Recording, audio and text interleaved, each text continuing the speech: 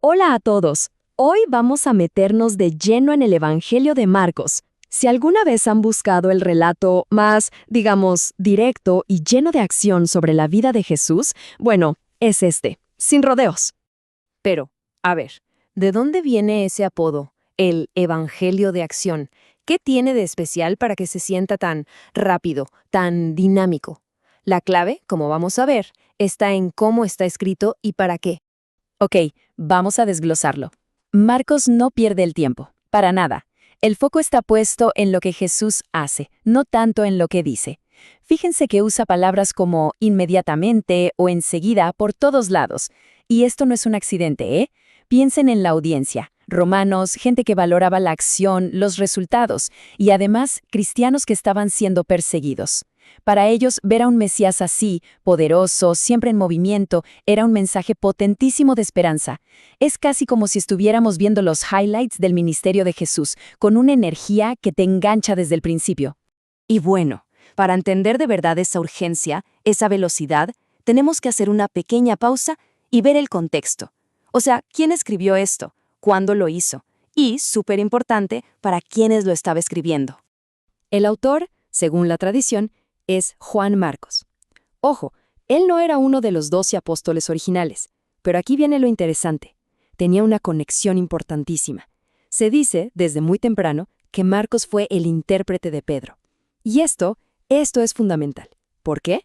Porque significa que lo que estamos leyendo no es un cuento de «alguien me dijo que le dijeron». No, es básicamente el testimonio de un testigo ocular del mismísimo apóstol Pedro, puesto por escrito por Marcos. ¿Y la fecha?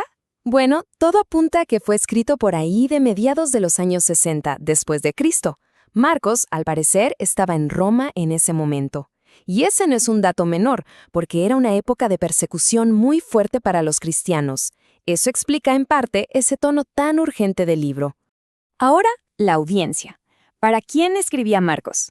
Principalmente para un público que no era judío, más específicamente para los romanos.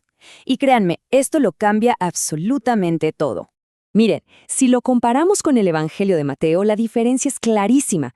Mateo le escribe a un público judío, entonces se la pasa conectando a Jesús con las profecías, como el gran rey esperado. Pero Marcos va por otro lado.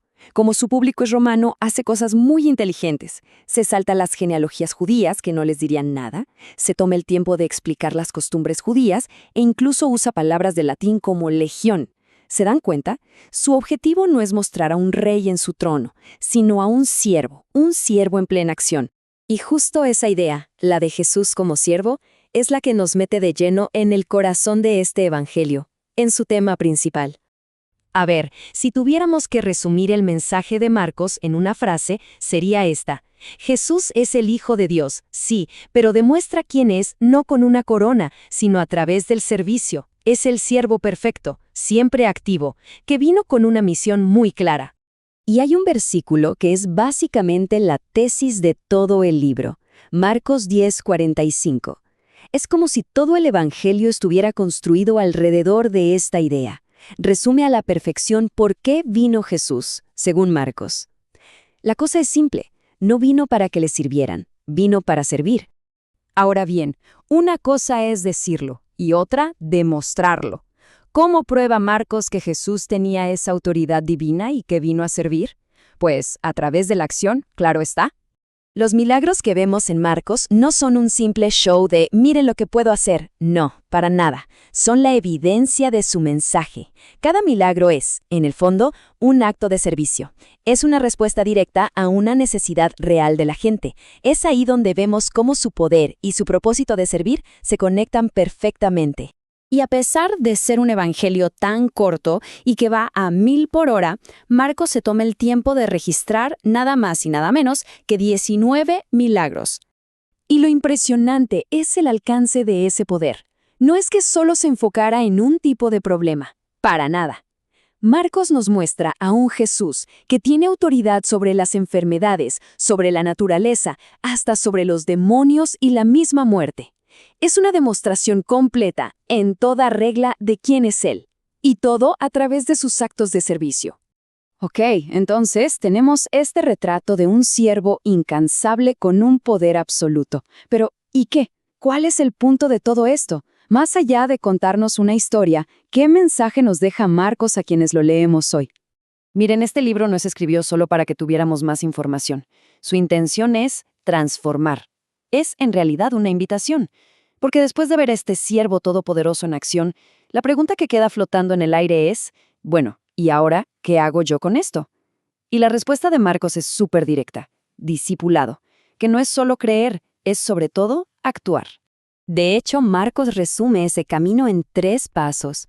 Y ojo, no son nada fáciles. No se trata de ser un seguidor pasivo que solo mira desde la tribuna. Implica un cambio radical de vida, una vida que ahora se centra en la acción, en el sacrificio y en el servicio. Básicamente, en seguir el mismo ejemplo de Jesús. Y aquí es donde todo cobra sentido, donde el círculo se cierra.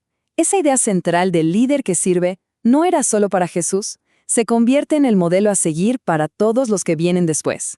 La grandeza, en esta nueva manera de ver el mundo, cambia por completo las reglas del juego. Ya no se trata de cuánto poder acumulas, sino de cuánto sirves. Así que, al final, el Evangelio de Marcos, este Evangelio de acción, con su enfoque en Jesús como el siervo perfecto, nos deja con una pregunta que sigue resonando fuerte.